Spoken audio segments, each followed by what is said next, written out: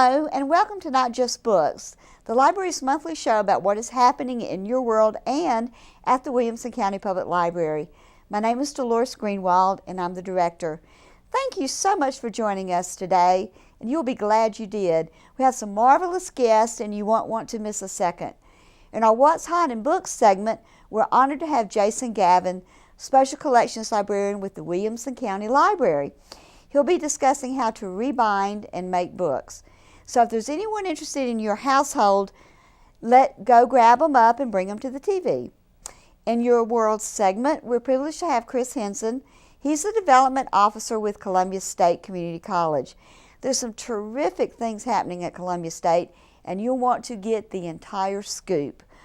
Also, in our Save the Date portion of the program, we have Mark Basenberg, and he's the Community Relations Coordinator with Williamson County Animal Control. And he has a special guest you will not want to miss, whose name is Ginger. He'll be discussing the library's partnership with Animal Control. And again, thanks for joining us, and we'll be right back with our Your World segment.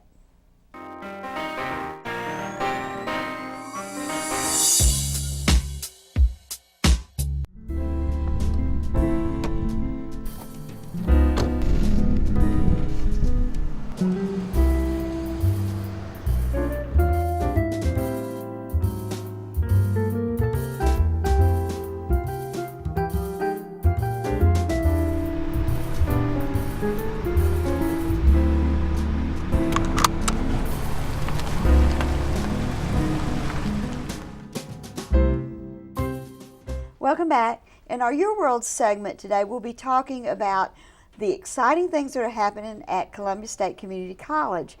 And please help me welcome Chris Hensen. He's the Development Officer with Columbia State. Hi, Chris. Nice to see you today. Dolores, it's so great to be here. Thank you so much. Well, tell me what's all the exciting news with Columbia State. To try to single Where down to start, one, huh? I was about to say to single down one thing is hard to do, but I think the big thing right now is the Williamson County campus that we have coming up. That's such a big step for us and such a great opportunity, and just a start in what is to come in that campus. Well, tell us a little bit about what the expansion is going to include. Well, for us, it's changing of the world, really. It's new stars. We're in a situation that we have been blessed by the county to have the building we have. We've been there. It's the old vocational building.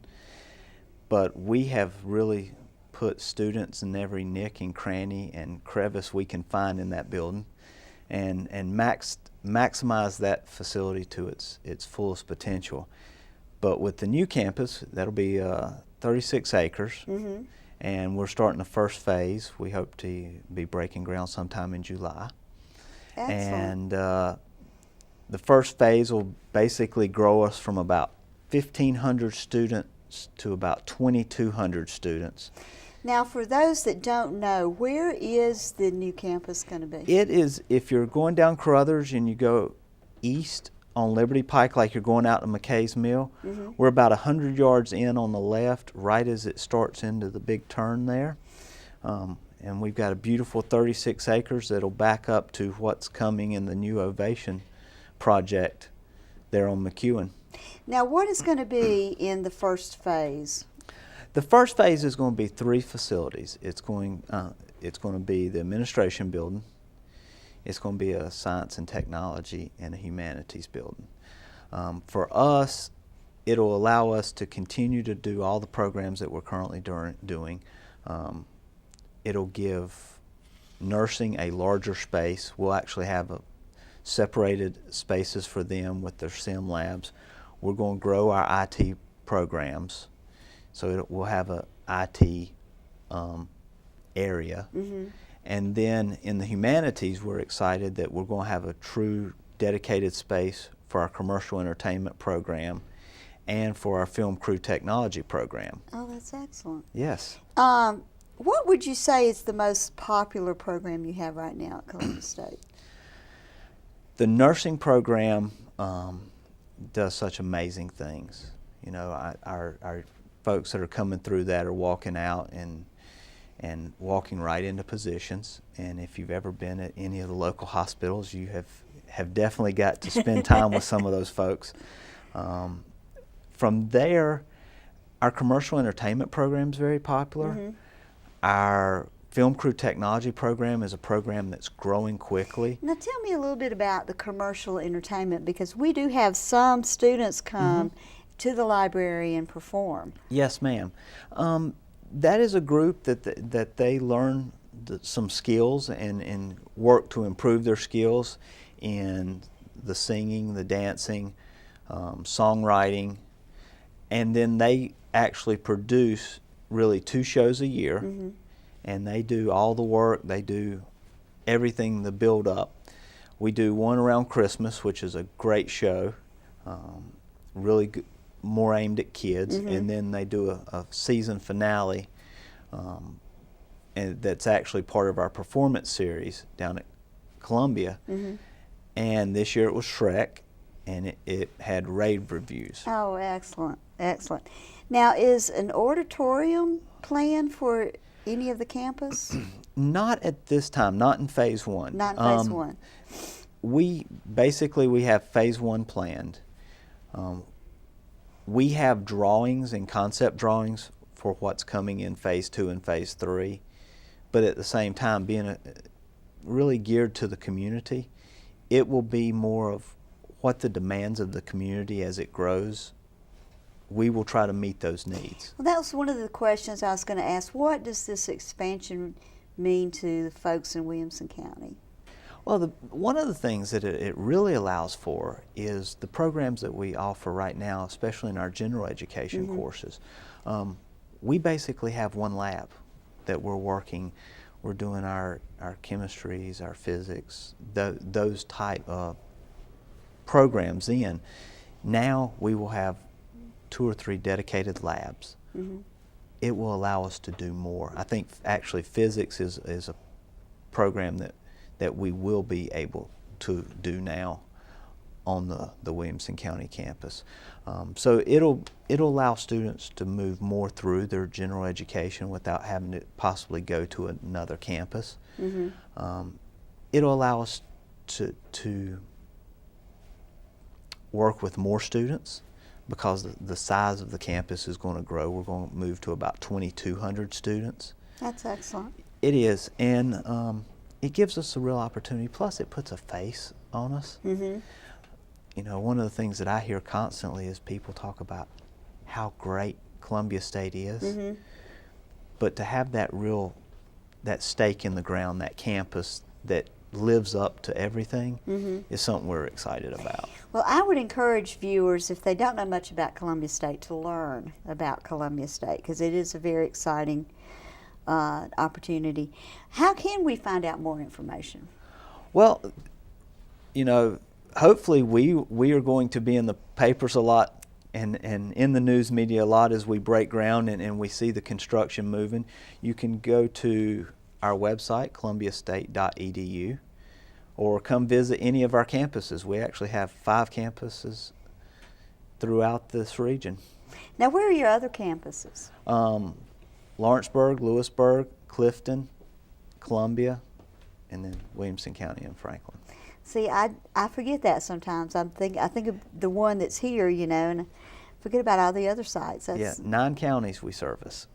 That's terrific. It is. Terrific. Well, thank you so much today, Chris, for joining so much. us. It's so great. And we look forward to the groundbreaking. And we do too. I hope you'll come out and join us. I would love to. Thank you so much. Wonderful. Thank you. And we'll be right back.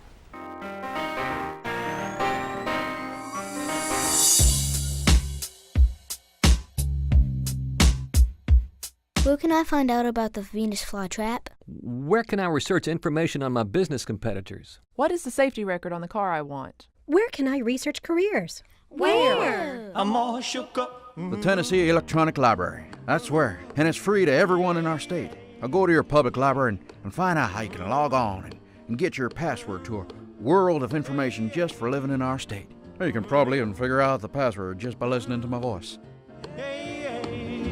I'm all shook up. Welcome back. In our Save the Date segment, we have special guests with us.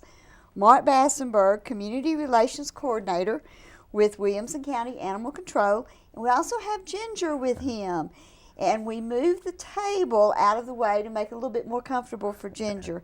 Thanks for joining us today. Thank you for having us. And tell us about your trips to the library. What have you been doing with the library lately? Oh, we've, as a matter of fact, Ginger has joined me a couple of times, I believe, over there. We've come over during the week at one of your preschool book reading classes where the kids are, I guess they're 3 or 4 or 5 years old, and you guys read a appropriately themed book to them, and then I come in with a dog, or I think we've brought a cat to an adoption event over there, but usually dogs to the reading events, and they come in and they're just regular adoptable dogs off of our adoption floor, just like Ginger. But and you've had a couple of adoption events there, we too. have. We've had a couple of adoption events. So we're always glad to get out in the community whenever we can and show off our dogs and cats, and we appreciate your having us. You guys are working toward a particular fund grant. So tell us a little bit about that. We were honored to be selected to compete in the ASPCA Rachel Ray 100K Challenge, it's called. And it's a nationwide contest. There were 50 shelters selected to compete. It's broken up into 5 categories, so we're actually competing against 10 other shelters that are approximately our size across the U.S. And we're really competing against ourselves because it's all based upon, the baseline was last June, July, and August. What we're going to do, we did 509 adoptions, saved lives. That's return to owners, adoptions, send to rescue groups. So what we want to do this June, July, and August is show a significant improvement to those numbers. And we have an opportunity to gain up to $100,000 or something like that in grant money. So it's exciting. And you're going to be with us in June. We are. For a adoption event. Right. So tell us, when you come to do an adoption event, what's involved with that? Well, you know, we need to get the word out, so between the two of us, we'll talk to our customer bases, if you will. We'll do a lot of Facebook posting, we'll do press releases so it's in the local media, you know, print media, online media. And basically we select an assortment of dogs and kittens at your event, and we will load up our mobile adoption unit and bring it over there, and we'll have volunteers that'll help, and we'll walk dogs around, and we'll show, you know, kitty cats to everybody, and we'll try to encourage adoptions, because every dog or cat we bring will be adoptable. And tell us a little bit about Ginger here. Ginger is she's my go-to dog, I call her. She's actually been at the shelter longer than any other dog right now, and it's probably because she's kind of big and strong looking. A lot of people look at her and they think she's a pit bull. In my opinion, she's not. She's a mountain cur primarily. There may be a little bit of a pit bull, but she's about 3 years old. She is wonderful with children. She is not as wonderful with other dogs. She gets, so we would prefer that she go into a home where she's the only dog, where she can be the little princess of the house.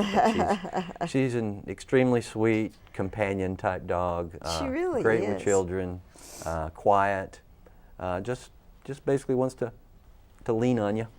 And she's got pretty color too. She does. Yeah, I believe I said she's about 3 years old. She came to us as a stray from somewhere. So we've had her about 7 months now, I believe. And I haven't heard her bark the whole time she's been here. No, she's not much of a barker.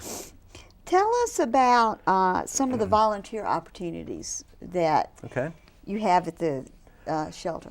Most of our volunteer opportunities involve either working with dogs or with cats. And we have orientation classes for every month. One class for people who are more interested in dog volunteering, and one for people who are more interested in working with the cats. So that information is always posted on our website, and we put it on our Facebook page and all that. So we do that every month, and then there are other things where you can help us with off-site adoption events. I even have a couple of volunteers that do a little bit of data entry type work where we track the amount of hours that volunteers work with us, and then because a lot of times kids need reports on that for community service Community hours for their service stuff. schools and stuff. So. Well, where do you go for your events? Anywhere that we can gain some visibility for what we do. And we're very conscious of the fact that we're in one single shelter building, and it's next to Franklin High School, and it's in Franklin. Mm-hmm. This is a pretty big county. Yeah. And for somebody to drive in from some of the more remote reaches of the county, it's a big deal. Yeah. And so we understand, we have to go out there and make it a little more convenient for those people. So we're trying to schedule a lot of events, and we already do have several events throughout the summer scheduled in pretty much everywhere. Nolensville, Brentwood, Fairview, Spring Hill, of course.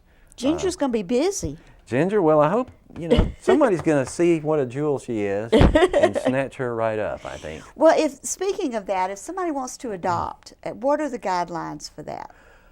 We've gone to a much more conversational, less restrictive sort of adoption technique now. It's something designed by the ASPCA, and it's called a Meet Your Match program. So we have an adoption contract that we're going to sit down and converse with you when you come in and say you're interested in a dog or cat, and basically we want to find out more about what your home environment is like. So if we've got a very high energy border collie that's just bouncing at the walls in the kennel and everything, and you say that your home is, and you'll appreciate this, one of the questions is your home more like a library or a train station? So in the library, you don't want that border collie jumping around, bouncing off the walls. And if you're in a more calm environment and you just want to do, a dog walk or two a day, somebody like Ginger might have the right personality for you. So it's matching the personality of the animal to the home. It really is. That's great. Yeah. That's great. It's designed, and it's been proven to be effective in lowering the return rate of adoptions across the country. So we're full speed into it now. That's and excellent. We feel like it's working well for us. If we want to know more about adopting or volunteering at the animal control, how would we find out more information? There's a lot of information about particularly our volunteer program on our website, which is adoptwcac.org. And on there you can read our volunteer handbook. You can submit an application for the next volunteer orientation. You can even read job descriptions for about 10 different volunteer jobs that that are available. So you can learn a lot from our website. And we also encourage people to follow us on Facebook, because in the animal shelter world, you do a lot of communication through social media, and we really use Facebook a lot. We've got over 4,000 followers, and it's been growing fast. Well, thank you so much, Mark, and thank you, Ginger, for coming with us, and we'll be right back.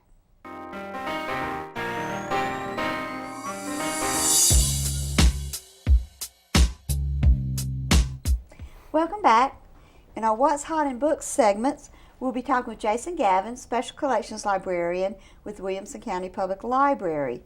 Thank you so much today, Jason, for joining us. Thank you for having me. Recently we had a make-a-thon, and you had a table set up, and you made some books. So we started talking, and I wanted to bring you back today to talk about books and book binding and what ages books and that sort of thing. So what did you bring with us today? Well, I brought a lot of different kinds of types of bindings, and some nicer ones, some books that are in pretty bad shape, some older, newer ones, and some different kinds of damage books, so you can see different ways that books can be damaged. Okay. Let's see, if you'd like to start, I can talk about the main difference between kinds of bindings you see nowadays are basically either an adhesive binding or a sewn binding. Okay.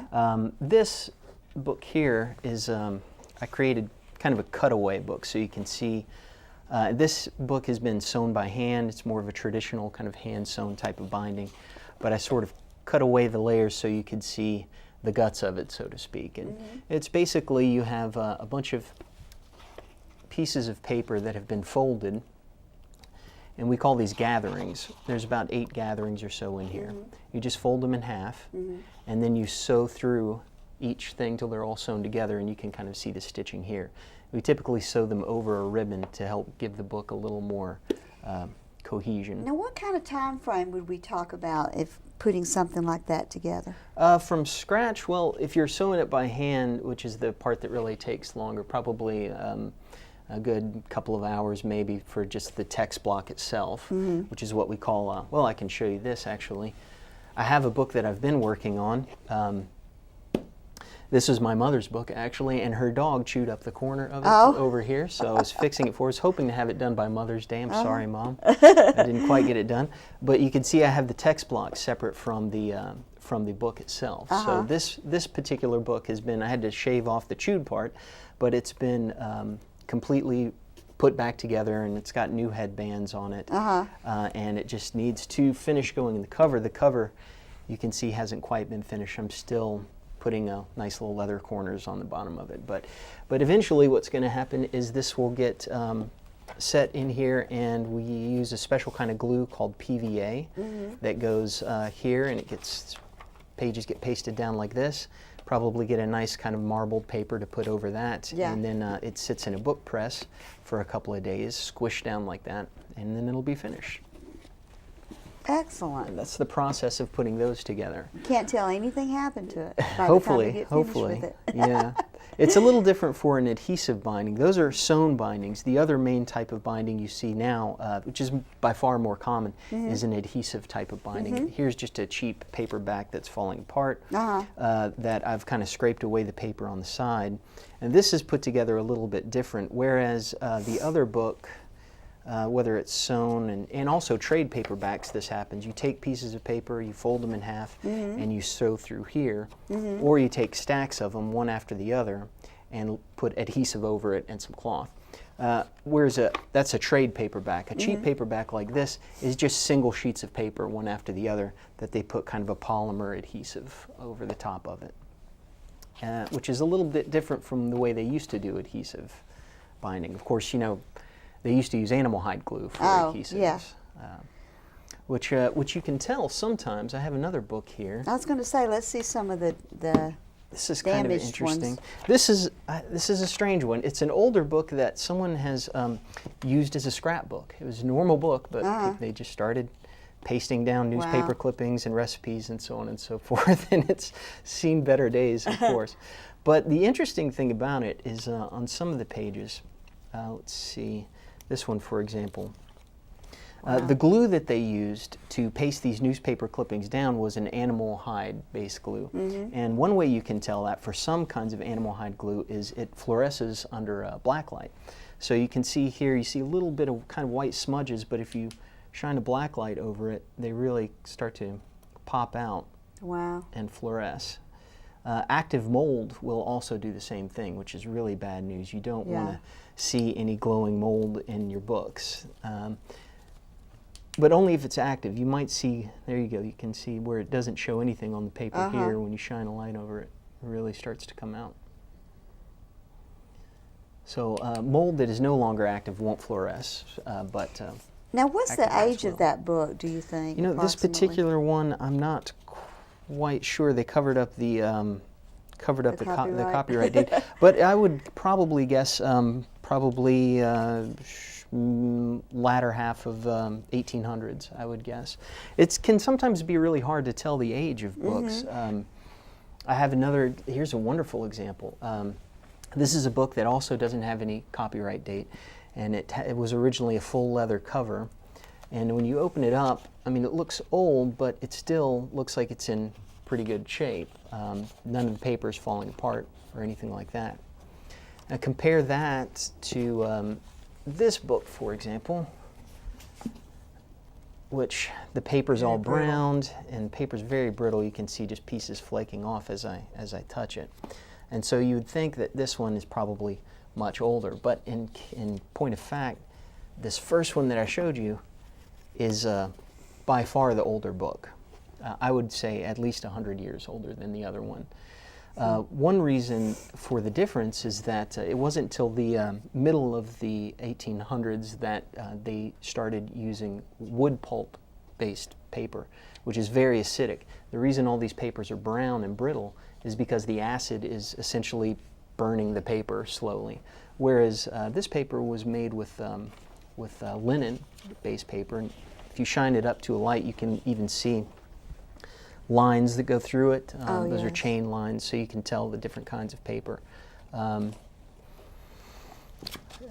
Probably the best way to date this would be to actually go through these pages one at a time and try and find a paper maker's mark, and then look under a directory to see. I know that it was in London because it's signed on the last page, printed A strand. Now, what do you mean by a paper mark? A watermark. You know, if you shine a light through the paper, okay. then you can see these chain lines, and maybe you can even see them by shining a black light through them a little bit, maybe. But if I go through enough of these, I should eventually see a watermark. When the paper makers would make a sheet of paper, they would impress it with a watermark. Oh. And if you hold it up to a light, you can see the imprint. So there are directories out there that show different watermarks for different. So sometimes that's the best way to tell about how old the book is and where it's from. Oh, and you brought an interesting one, this one here. Oh, sure. Yes, there's a lot of different ways to bind books. We have sewn bindings and adhesive bindings. Coptic bindings are very old. One way to bind it, you see this in traditional books in China and Korea and any culture that was influenced by China, is like an accordion binding. And it just keeps going like this. It's kind of a variation. Originally they would use scrolls, but the advantage is you can open it 360 degrees, but and they're typically kept in some kind of paper wrapper when they're not being stored, something like that. Yeah, dropping that one would not be. Yeah, you want to definitely be a little more careful with these. Nowadays in Japan, for example, you'll see much more common like paperbacks, just like we have, but still traditional books you'll find like this. Now, is that one of the tools that you use? I see that you've got some paper and.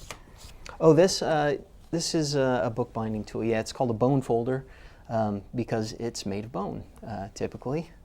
And it's just used to put creases in cloths and leathers and papers and to really make sure it keeps its shape, among other things. So when you had your table set up at the Make-a-thon, you had folks come and work on making books? We did. Well, we had some construction paper books that kids could put together pretty quick, and that was a lot of fun. They had a blast doing it. One thing about hand binding is it takes a long time. Yeah. It would take a little bit longer to, for example, show people how to make this kettle stitch sewn through these leaves, but I had a wonderful time and got a chance to talk to a lot of people. Good. It's always fun when someone finds out you do bookbinding and book repair. Then they'll start telling you all about all the treasures they've got, family Bibles and old books that were donated to them and handed down through the family. Well, thank you so much for joining us today, and we'll be right back.